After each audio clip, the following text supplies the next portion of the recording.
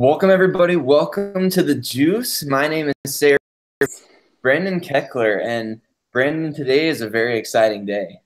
It's a very special day. It's a long-awaited day in prophetic history.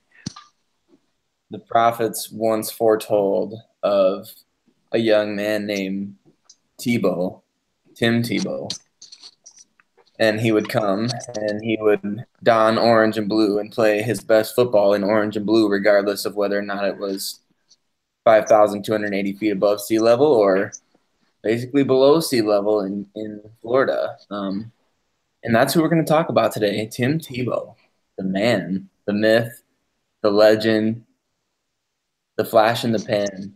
Mm-hmm. Flash in the pan. The greatest, shortest story ever told. The greatest, shortest story ever told. Not the greatest short story. Oh, man, I love it. I Yeah. absolutely love it. Yeah, we're going to talk some Tim Tebow today, and for good reason, because number one, I mean, come on, we're in June, and we're talking about the NFL, so give us a break here.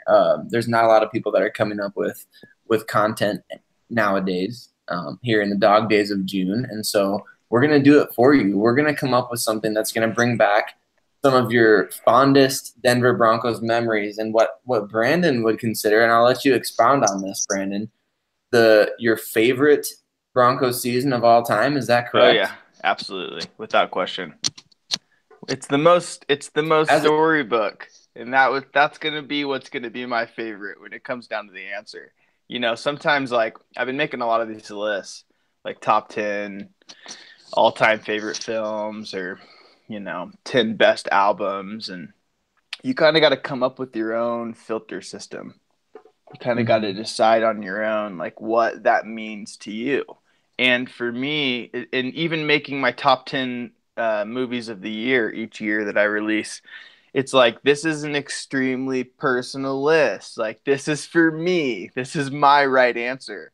And when I look at these seasons honestly, and I guess you would compare them to, I wasn't young enough, I wasn't old enough to remember a lot of the John Elway stuff. I just remember the Super Bowls, and then the Cutler season that we talked about last week was awesome, especially seeing potential and promise of what could be.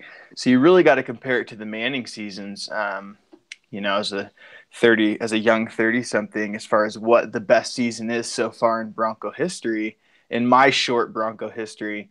And it's just without a question the twists and turns and emotional cathartic experiences that I had watching Tebow. There's no close second. right. Well, and we have to think about too. Uh, Most of the John Elway years, like you said, you that. I mean, Elway was drafted in traded, during the draft, and he spent, most of his career the maybe I could say maybe the best years of his career before we were even born. A lot of what made him John Elway. I mean, we're talking about a guy that Right. had 31 fourth quarter comebacks in the regular season, 40 game winning drives, 6 game winning drives in the playoffs, 4 fourth quarter comebacks in the playoffs. But I think that's the magic that everyone resonates with, no matter what generation of Broncos fan you are. If you grew up watching John Elway, you remember his clutch play in the fourth quarter. We didn't necessarily grow up with John Elway. We grew up at the tail end of John Elway's career, which was Right. awesome. Right. But it was that same fourth quarter magic that you got from Tim Tebow that really, I think a lot of fans, that's kind of what endeared people to Tebow. Obviously, it wasn't the first 3 quarters of every game that he played, but in the fourth quarter, you could argue that from 2010 through 2011, there was no better player in the NFL. There was no player that you'd rather have on your team than number 15 in orange and blue. I mean, the guy was unbelievable at the end of games. Yeah, and you strip everything down to the simplicity of like, do you win or do you not? And we beat this thing to death statistically, especially with everybody coming out the draft. You know better than I do, as far as like how we figure out the cold statistics and gauge someone's future based on all of those measurables and how fast they release the ball and these different things. And Timmy T kind of came in, and I I just love every part of his story was you can't play quarterback, you need to play defensive tackle in high school. You're too big, you need to be playing defense. And then okay, well you did it. Yes. Yes. You did it in high school. But in college, you can't be a quarterback in college. And then bam, he's one of the best college Yeah. quarterbacks ever, And then okay, yeah, but guess what, man? You're not going to get drafted in the first round. You're not going to get, you're not going to be able to make that success happen in the NFL. Bam. Okay, well, yeah. You got drafted. But can you win games in the NFL? Then he wins a game. Okay, all right. So you won a game. You won some games.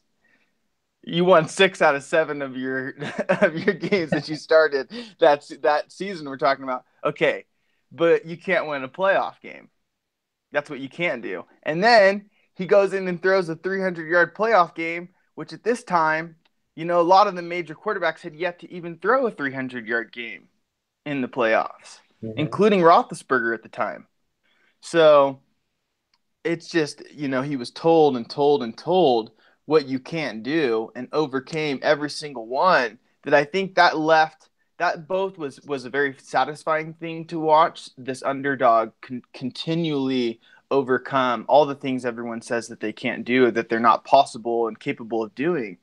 That was very cool to see him overcome those things. But I think that also left us a little unsatisfied at the end of the story because we saw him do all these things that everyone said he couldn't do, Right. including winning that Steelers game, which was ended up being like our last great moment with him. It left us thinking of maybe what we could have had with him if we maybe put some more pieces around him.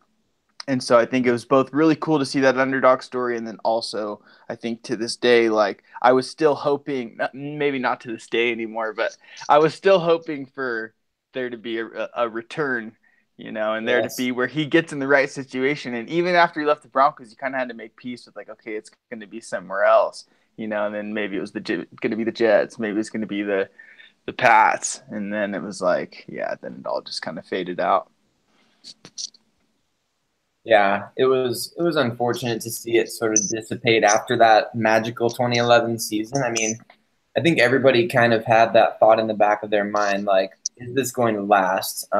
Going into that 2012 offseason, I wasn't necessarily of the opinion that they should let him go at the time. I think the only situation that Broncos fans would have accepted after seeing what he did down the stretch in that 2011 season was, all right, we're going to bring in this legend, Peyton Manning.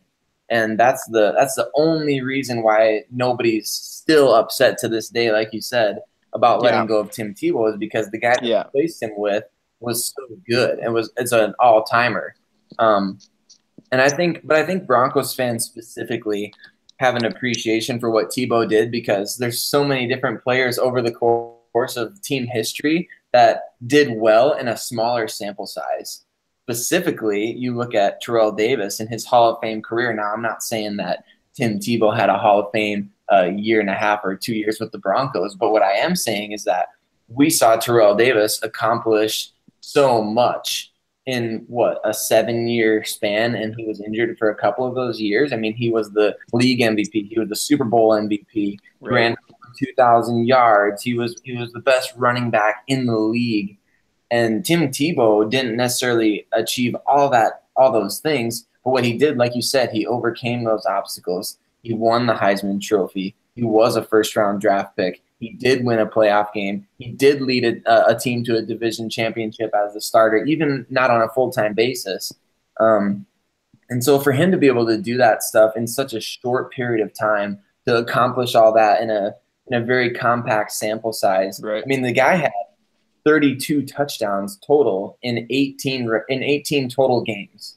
I would be interested to see a list of players in the NFL, including the quarterback position, that have had 32 touchdowns over an 18 game span. I'm sure there's plenty, but I mean I mean what he did, it can't be ignored. I think he's got a pretty And good it touchdown to interception ratio too, right? Yeah, I believe. It's not Let me look it up great, right but I now. mean it's still solid. And a lot of I those, believe. man, I remember that first McDaniel season where he was just put in packages and would just come in, and some of those touchdowns were just like them inserting him into the game real quick, and then he'd come in and knock out a couple touchdowns, and that was so fun. That was the first initial tease that we got on the NFL level that this is going to be a fun ride. Yeah, absolutely. Yeah, And he threw 9 interceptions total in his NFL career. wow, 32 touchdowns, or he scored 32 touchdowns. That includes rushing touchdowns. Yep, that includes rushing touchdowns. So he had Okay. 19 passing and 13 rushing over the course of his career, including 2 playoff games. So he 18 total games, 32 touchdowns, 9 interceptions, and fumbles. He did have okay. So in 2011, he had 14 fumbles, but I don't know. It doesn't say. He was our quarterback and our running back. Yeah, he was. He was. That was the And okay, so I wanted to ask you what your favorite moments from the Tim Tebow era are. Now we have to kind of dig back into the memory archives here for these. I have a little list here to kind of spark some things in the memory. I don't want to go all the way up to my top favorite ones. Just okay. one of my initial favorite moments from Tim Tebow, and you'll remember this. One of my initial favorite moments was his 40-yard touchdown run against the Oakland Raiders, and it was on like a second or third and impossible, like second or third and 30 or something like that. And McGahee didn't get the right play, right? Wasn't that what happened? Yeah. Yep, because he dropped back, and the announcers called it a draw play, but it was a failed running play. Yeah, and he just took it and made gold out of it. I remember that. That was a good one. That was the moment where it was like, all right, like you need to get this guy out on the field more. Yeah. Like why is he sitting behind Kyle Orton? Because for those who maybe weren't as invested at the time, what the Broncos had in Kyle Orton was this guy who was just absolutely as average as it gets. I mean, is that the nicest way that I can possibly say that? Yeah, and uninspired, I would say. Yeah, uninspired is even better. Better than just saying that he's average, because that's just an evaluation of his statistics.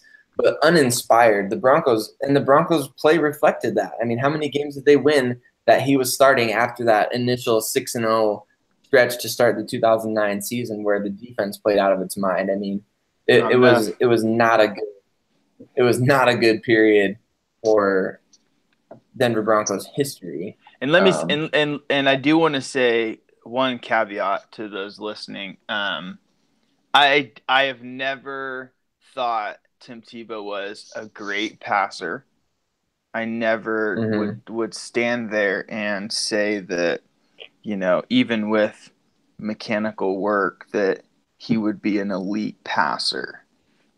What I saw in him was a superhuman leader and somebody that could be an adequate passer. But what he commanded and what he brought to the game and how dynamic he was in other ways, you could build an offense around him that would score points and win games. And that was the simplicity in which I defended and argued logically that Tebow could work, because we watched that happen. And we watched a very vanilla execution of Tim Tebow. Even when we got him, we had read option run, throw on third to Demarius and Decker on the outsides with no pass-catching tight end. And the very first thing we did when we got Manning was we signed a pass-catching tight end. A couple, I think. I think we got Tammy Andreessen right after we signed Manning, because we didn't have a pass-catching tight end, which is crucial for a young quarterback. So not only are you predictably throwing on the down when everybody in the whole entire stadium knows that you're throwing after failed read option, and then we'd have to throw on third to 2 guys on the outsides with never like a 4 wide receiver set. You never a 5 wide receiver set, and we didn't have a pass catching tight end on the field for him to throw to. So what we got, even in that magical Tebow year, was a very stripped down, simplified version of what we could have gotten. And that's where I still dream of, like, imagine a Harbaugh type coach that knows how to adapt to his players' strengths and knows how to build an offense around what his players can and can't do. And you could have had, and that's where McDaniels, he reached out and wanted to be the coach that made Tebow happen. And that's an alternate universe that I wish I could have had, because he would have creatively designed something that succeeded with his limitations. And it would have won games like we saw in a far more creative and far more inspired way than we saw with Mike McCoy's play calling. Right, and Mike McCoy got a lot of credit for that. And Manning. He got credit for Tebow and Manning, which in my opinion, he shouldn't get credit for either of those. The only Tebow was the greatest when Mike McCoy is like, well, my play calling is not working, so go ahead and play backyard football for the fourth quarter, and Tebow would take it and he'd play his game of football and he'd win the games on his terms. That was always the most frustrating part to me, was the fact that at the end of games, for some reason, they started moving the ball. For some reason, he started completing passes, and I just can't imagine every team that they played in every game that Tebow played in, that every defense changed to a very similar style of defense at the end of games. I mean, obviously they're trying to prevent a big play from happening, but at that time, basically all you had to do was play straight up man coverage and just wait for Tebow to either get sacked or make him make a throw. Mm-hmm. And those teams, I just don't believe that those teams just sat back and played prevent zone defense, and that's all that Tebow was playing against. I mean, something clicked at the end of games with him. Something came about in his not even just his style of play, but the play calling changed. The ability of the players around him suddenly seemed to just drastically increase. And everybody started making that. That was when, if you compiled every fourth quarter from every game that Tim Tebow ever played and you put it all together on a highlight tape, you'd be like, man, where's the Broncos dynasty happening right now with Tim Tebow at quarterback? You're absolutely right. Yeah, that's to your point of saying just that something happened at the end of games where he just started making plays, and Mike McCoy got a bunch of credit for designing this offense that Tebow succeeded in, while at the same time he used McDaniels' playbook. He used a playbook McDaniels designed and called it in a vanilla way. That's like me designing like a super intricate Madden offense, and then I pass the controller over to my buddy, and he just is randomly selecting them. Despite the creative design, of seeing an offensive genius be able to, you can hate McDaniels all you want as a head coach, but the thing you have zero argument against is him as an offensive coordinator. And the fact that he designed the Tebow playbook, and never got to use it, I think is one of the great tragedies of the Tim Tebow story. Oh, 100%. 100%. And it's funny that it's not funny, but it's interesting that follows the coattails of what we talked about in the last episode of that 2018 that never was from that point on. When Josh McDaniels drafted Tebow, that was something that I had been clamoring for a long time, dating during the 2009 season. It was just apparent the Broncos needed a leader like him. Yeah, I cried. I might have run laps outside at that point. And it was one of the greatest moments that I can remember vividly as a fan. I remember sitting there. I remember reading the rumors that day that some mystery team was interested in trading into the back end of the first round to draft Tebow, and I was putting all the pieces together. McDaniels and Sanders visited him at the Florida Pro Day. They brought him to Denver for a pre-draft visit. They had the ammunition from the Cutler trade to move up in the later portion of the first round. And when they traded up for, I think they traded up for Demaryius Thomas. When they traded to get him, I thought it was going to be the Tebow pick. And when they As picked soon as we grabbed DT, Demaryius, I was like, oh no, like that's yep, cool, but like, oh, I wanted them to grab Tebow. yep, exactly. And then 3 picks later, I mean, it was a great time. The Baltimore Ravens facilitated that trade. I don't know of anybody who they acquired with those draft picks that did, I don't know. I don't even want to think about that ripple effect because of the 2012 season. But the pick of Tebow, my laptop at the time was hanging on by a thread at the where it folds in half. It was just hanging on by a thread, and I was holding it in my lap, waiting to make my reactions about it or write my reactions about the pick. And I leaped up out of my chair, and the laptop just gravity took over and just busted that thing in half. It was a glorious day. It was the one time that I did not really necessarily care about what happened to my. Nope. Yep. And I just follow McCoy afterward. He goes and he's the Broncos offensive coordinator for Manning.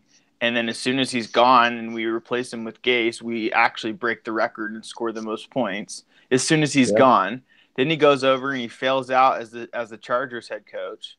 And then we bring him back and he fails out for us.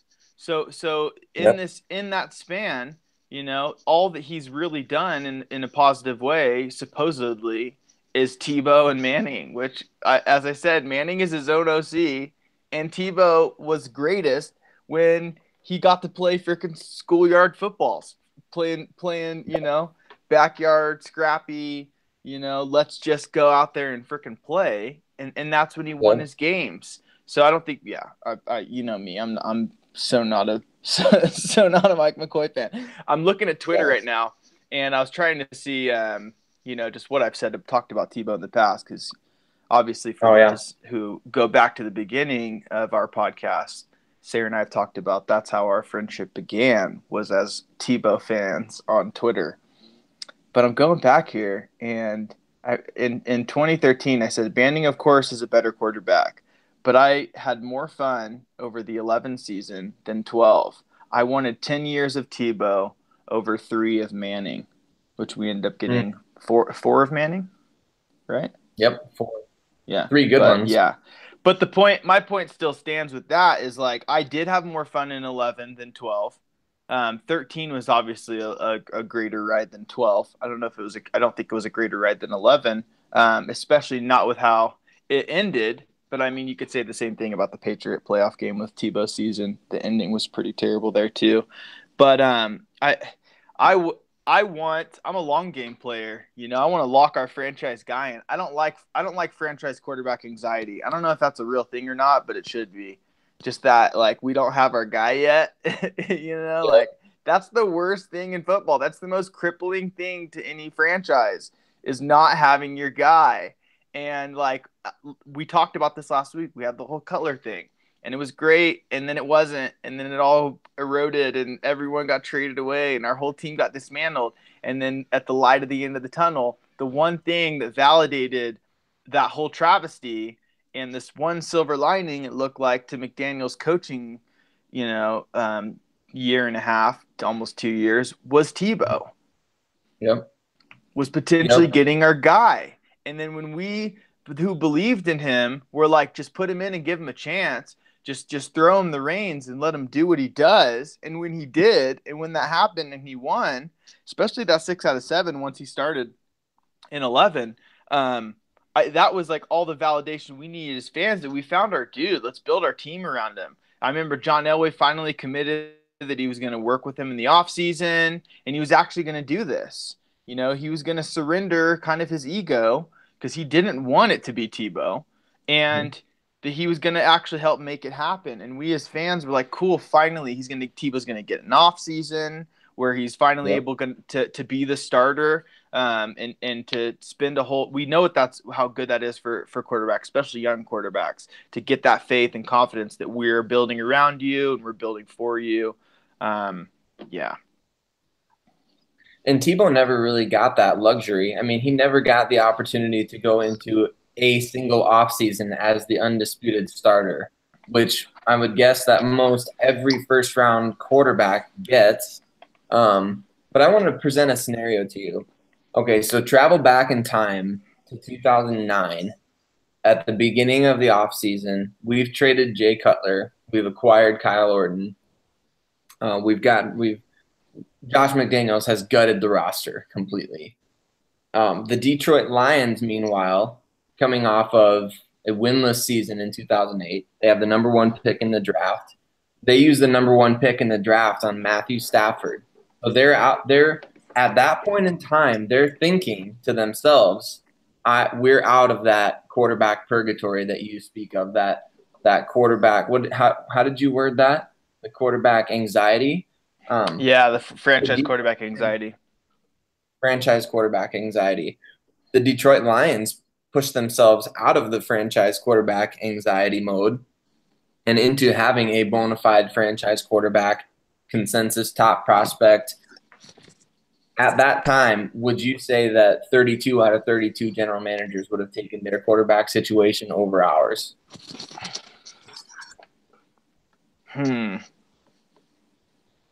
Probably. Including McDaniels. I mean, I would say that's probably pretty fair to say that, okay, yeah, we'd rather have Matt Stafford, the number one overall pick, than Kyle Orton and whatever the Broncos could have. So now you fast forward 10 years later, and you see what's happened with the Broncos having that almost it's borderline been year to year. I mean, if we're being honest about it, other than the Peyton Manning section there, it's borderline been year to year since 2009. And so I don't know. I mean, for me, I'm with you on the quarterback anxiety thing. I would way rather have a solidified guy like an Aaron Rodgers type, where like every year, if Aaron Rodgers is healthy, we're making the playoffs. But for a team like the Detroit Lions, they've almost been, as a team, in purgatory. They haven't been in quarterback purgatory. They've got the franchise quarterback, but at the same time, their team hasn't had any success because they've neglected that position. After drafting Stafford, it's done. It's a done deal. You've got your guy. Let's build the rest of the team, and they failed to do that miserably. I think they've got one, maybe two playoff appearances since Stafford was drafted, and the Broncos have 2 Super Bowl appearances. Tim Tebow has a playoff win. I don't know. I agree with you in the Tim Tebow aspect of being, having that franchise quarterback anxiety. I would way rather have seen, okay, let's build around this guy for 10 years and see what happens. Yeah. But at the same time, you just never know what's going to happen. You don't. You don't. And I totally get what you're saying. And I think that it's interesting, where would our defense be? I almost just like, it's too easy to go, how cool would it have been to see and to be in the position in 2013, 2015, just 3-4 years later. You think 3-4 off seasons, 3-4 drafts, chances to build around him and develop an identity for 4 or 5 years, and which is what most franchise quarterbacks get, and to give him that and to grow the team, and the possibility of him doing what he was doing that year with our 2015 defense. And I mean, that was where it's like, okay, so we traded away. This is the simple end result. Okay, so we traded away Tebow and got Manning, and we had those great seasons. But especially even when we lost to the Seahawks in the Super Bowl, I was like, is this what we gave him up for? And it was, I know it's easy to say that. We could have very well won like 3 Super Bowls, and then it would have absolutely been what we gave him up for. Was the prospect and the potential of Peyton Manning. When I look at the end result, yes, I loved us being Super Bowl champions. Yes, I love those 3 trophies. I still, if I could go back, I wouldn't make the trade. And I wouldn't go that direction. And I would still build around Tebow because I think that the last 2 seasons I think is proof. It's like I guess some people would validate a single Super Bowl victory as, as the highest ultimate achievement and worth everything you would do for it. But he wasn't the reason that we even won that year was Manning. And I realized some of the free agents coming there, there's a little bit of a ripple effect from Manning first arriving that allowed us to get the defense that we got. I will say that. But as far as like would we have won that Super Bowl that year if we had the same defensive pieces and Tebow under center? I think we would have. Yep. I absolutely If you think we would have. Yeah, if you insert Tebow into that particular game with nothing else changed, I say absolutely. I mean, Peyton Manning didn't necessarily, I mean, he made some pretty actually bad plays in that game. If I'm remembering right, that whole game feels like a blur at this point. I'll never forget the strip sack from Von Miller, but that whole game, I was so focused, but at the same time so nervous that what was going to happen. But I agree. I think you could insert Tebow into that game and say, hey, 3-4 years down the road, this is what he's going to be. We've seen over the past couple of years in the NFL a lot of teams building offenses around guys whose games were considered to be more suited for the college level. Specifically, the Chiefs are putting a big vote of confidence in Patrick Mahomes, who is, I mean, obviously he's a better passer than Tebow was coming out of college, but a lot of people question whether or not his game would translate to the NFL level. Look what And now Harbaugh the did with Kansas Kaepernick in the 2 years following.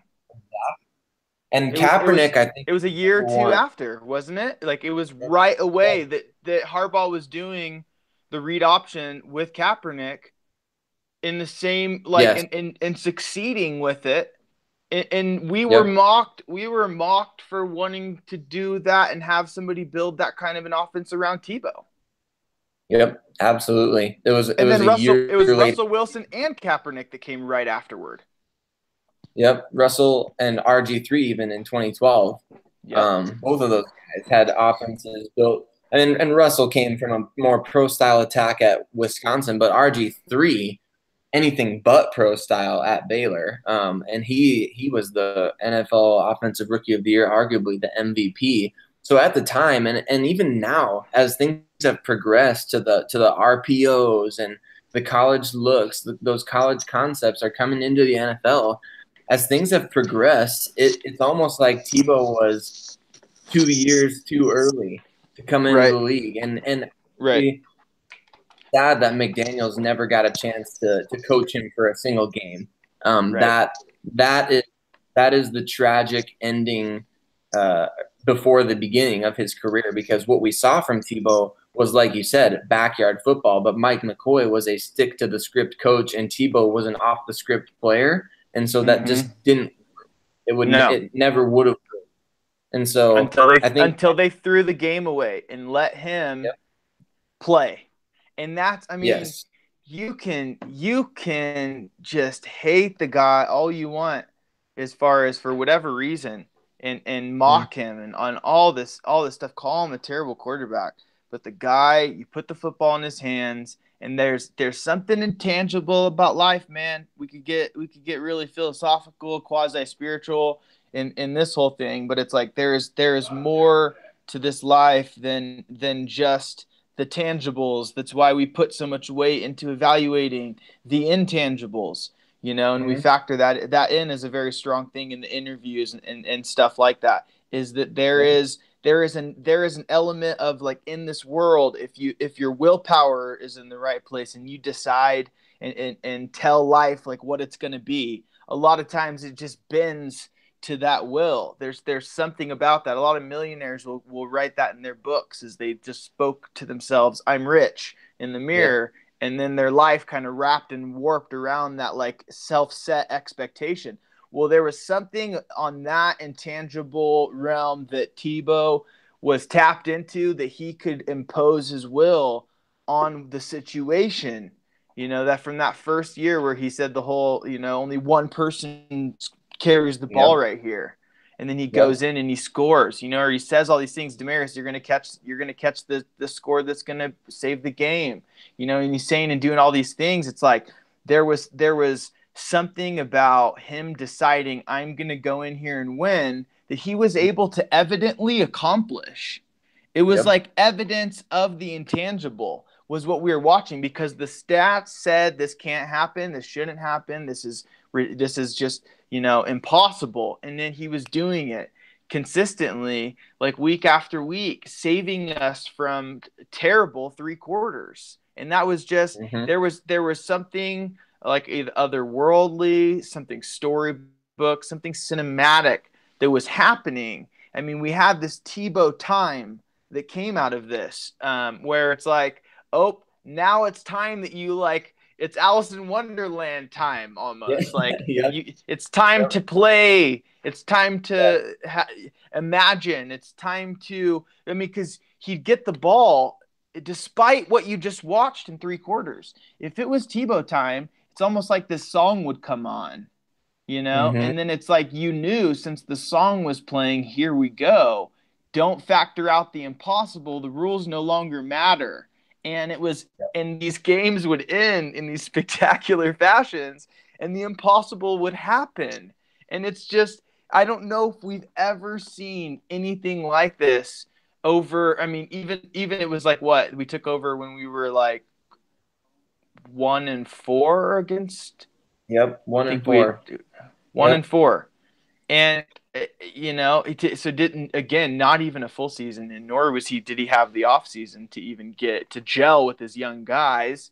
But man, comes in and does storybook wise, cinematically, something that's just like I've never seen anything like that, anything like that. It was like in a movie when the kids are waiting for the parents to leave so that they can have their big party. That's what the Broncos offense was with Mike McCoy Yeah, running. Mike McCoy, put the playbook down, man. It's Get Tebow's out of here.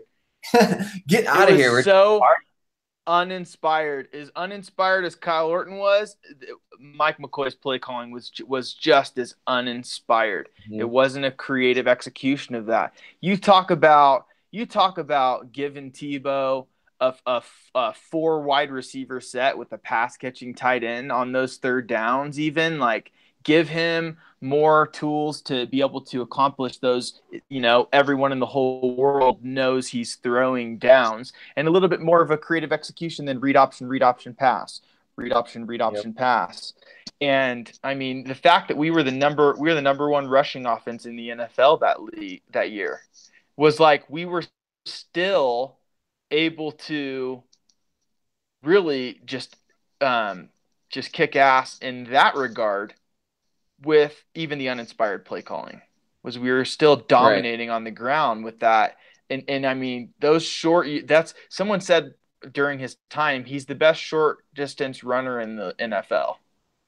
Oh, Someone said that absolutely. about Tebow. And I don't know enough to really to validate that, but that was, I thought, an impressive stat. Was, I don't know if that's vision or what, but it's just he hikes the ball, and the way he was able to just like find the hole and pace himself and move and then just power ram it in there. The dude was not just a quarterback that could run. He was a freaking power runner, man. And Yep. he loved to get in there and freaking hit you, dude. He was a baller. When the Broncos had signed Peyton Manning, there was a period of a few days there, if not a week or so, where Tebow was still on the roster. They didn't trade him the same day, and so there were a couple of days where I remember dreaming up scenarios with Peyton Manning and Tim Tebow on the same roster. I'm thinking to myself, okay, you have Peyton Manning, who is a great, all-time great quarterback, one of the best quarterbacks ever, if not the best to ever play the position. I would argue he's in the top two conversation, top three. And then you've got this guy, Tim Tebow, who, like you said, he was in my opinion, for that time period, he was the best short yardage runner in the league. If you asked him to Yeah. get 2 yards, he'd get 3. If you asked him to get 4 yards, he would get 5. I mean, he was the guy that punched the ball in with such regularity that my thought was Peyton Manning's going to be able to get you in a scoring position. He's going to be able to get you to the 2, to the 3, to the 4, to the 5 yard line. Why not have Tim Tebow out there and run his read option pass and run plays down near the goal line? I mean, the Broncos obviously didn't need that. Peyton Manning threw 55 touchdowns in 2013. I mean, he did it all. Right. But the option of having, and my opinion was at the time that Tebow could give you a touchdown a week. I mean, he could come in a goal line situation, you give him a 3 or 4 play package and say, you put the ball in the end zone in 4 plays. That's all you got to do. We'll run it 4 times. I guarantee you, he could have averaged a touchdown a game if you get inside the 10-yard line. He could have ran it in once per week. Right.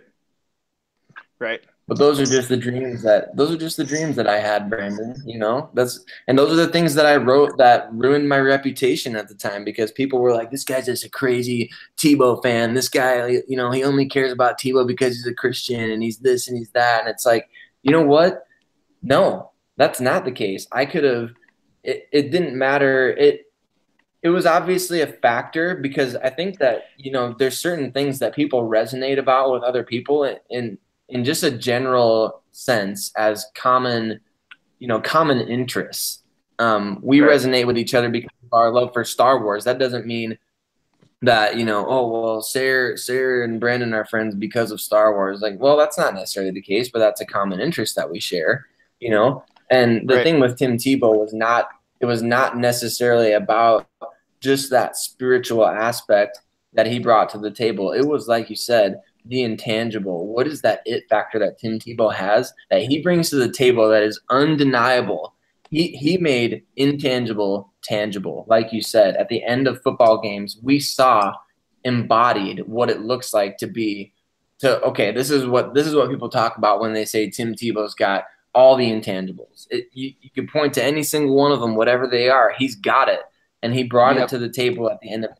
He was firing teammates up on the sideline. He was, like you said, he was telling Demaryius Thomas, "You're going to catch the game winner," and he was talking just all of those different things, those intangibles that he brings to the table. It's attention to detail is what it ends up being, and Tim Tebow was willing to speak into those details where other quarterbacks might be sitting there on their little Microsoft Surface trying to figure out, okay, here's what the defense is doing, blah, blah, blah, blah, blah. Tim Tebow's over there telling Demaryius Thomas, "Hey, don't worry about it. You're gonna catch the game-winning pass," and then he goes back over to the Microsoft Surface and he pulls up the plays after he says that thing.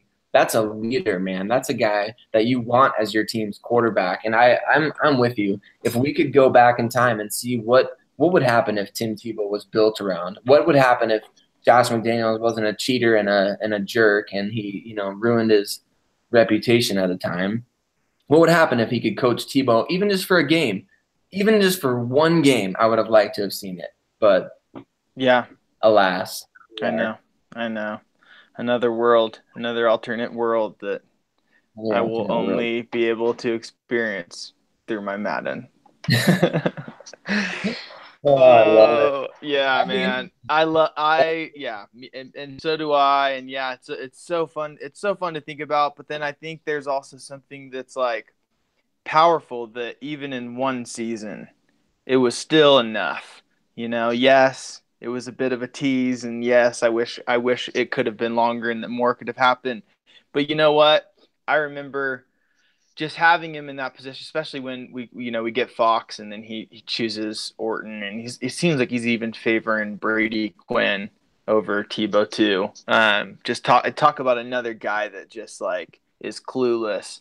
Then until it was like thrown in his face, didn't realize what he had on his team and was still trying to make Kyle Orton work.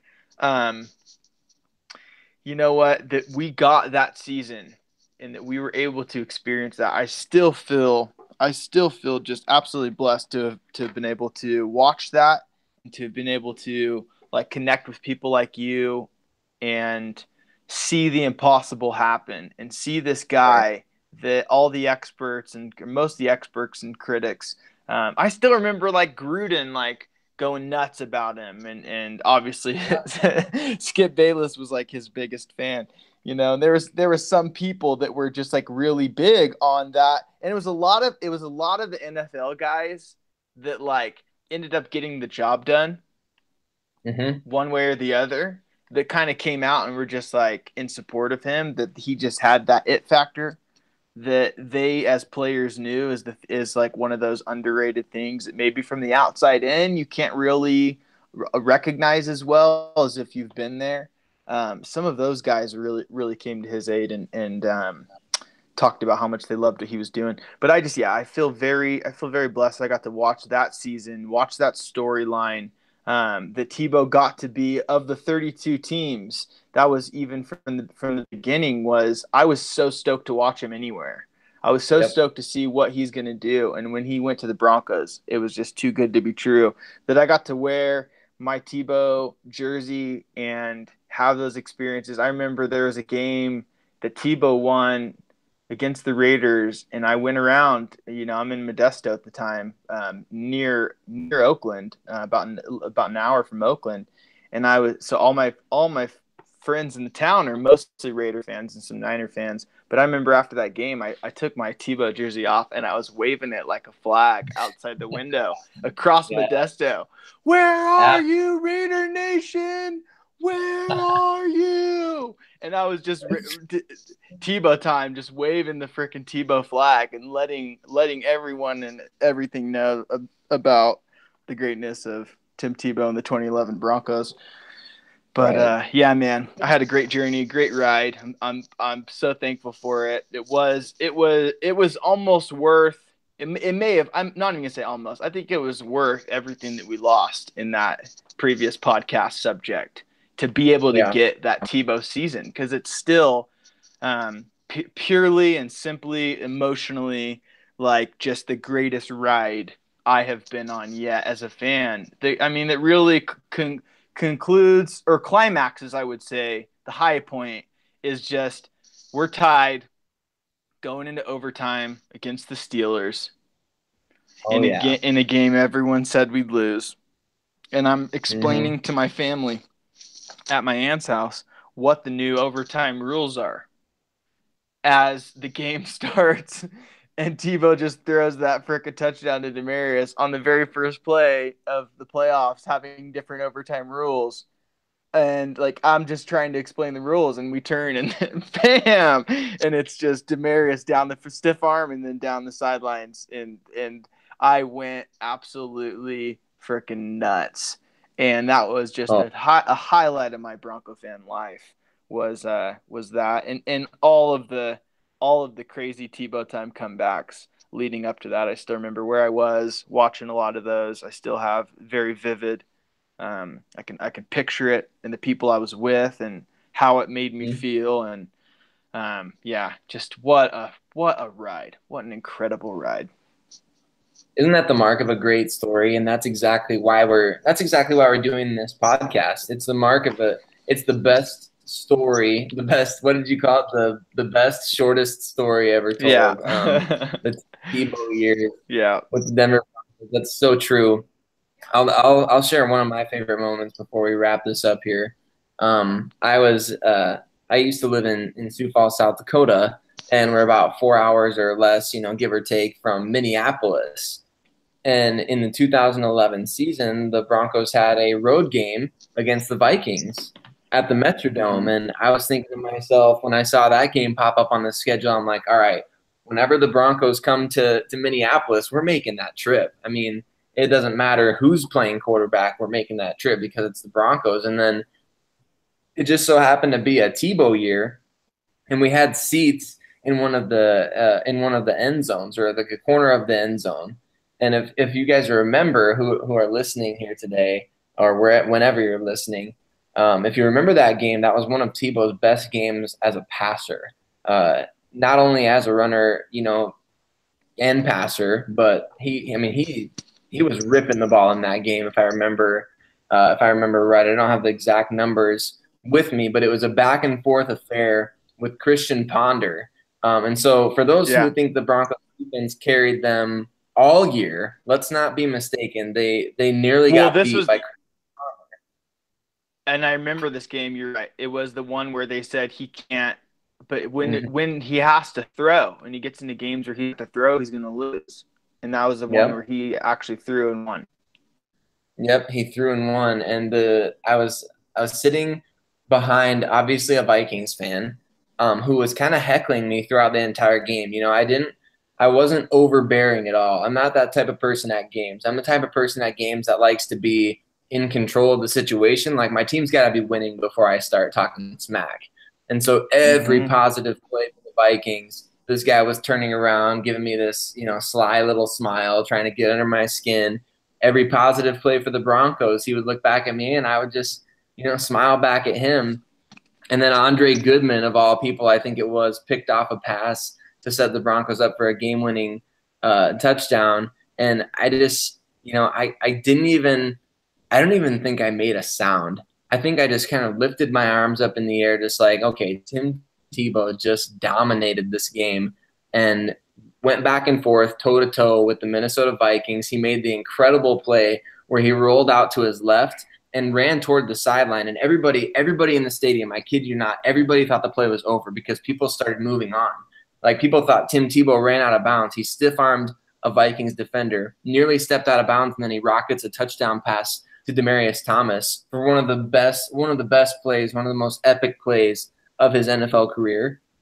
Everybody in the building thought that play was over. And then you look up and you see Demaryius Thomas running with the ball, and you're like, why is he doing so much after the play is over or whatever? And then all of a sudden the referee's holding up his hands and everybody starts freaking out. And I think that was the moment where I was most satisfied with Tim Tebow, and I felt like I had the ability to kind of brag on him a bit because that was a play that not many NFL quarterbacks could make. I mean, that Yeah. was just pure instinct, pure talent, just getting the ball from A to B, no matter what it takes, avoiding the pressure, running toward the sideline, stiff arming a defensive lineman, throwing it for him that's across his body, moving to the left. And so just an Yeah. incredible play, incredible game that the Broncos won on the road. So, I mean, you're riding the tram back to your hotel and you're just sitting there proudly. You don't have to say a word on the tram back in a road game when you won.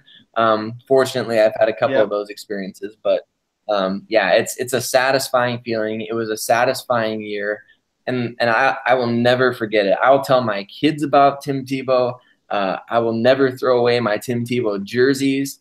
Like Mm-mm. that is something that I always want to remember. I'm looking. I just was looking again online on my Twitter. NFL on January 9th, 2012. NFL.com's lead article reads, Tebow crafting Hollywood script with each passing week. And I Wow. remember just reading that, and it was just like, this is why this is the best thing in the world to me. Yep. Because, Yep. like, we got Tebow, we got my Broncos, we get their crafting a story. Like, NFL just said it's a Hollywood script that Tim Tebow's writing. And it's just like, this article and this moment was made for me. And then the same day, if you see January 2012, if you see a crazy person waving a Tebow jersey out the window on the streets of Modesto, it very well could be me. I love it. Just dangling Good it out times. proud. I love it. Yep. Yep. I love it. Well, this has been exciting. I think we could probably do an entire trilogy of Tebow episodes, but it's been fun to talk about. And so wherever you're listening and whoever you are, we're just thankful for you. We're thankful that you spent some time reminiscing with us here in this Tebow episode, and we'd appreciate if you would like, subscribe, find us on SoundCloud, find us on YouTube, iTunes, wherever you listen to podcasts.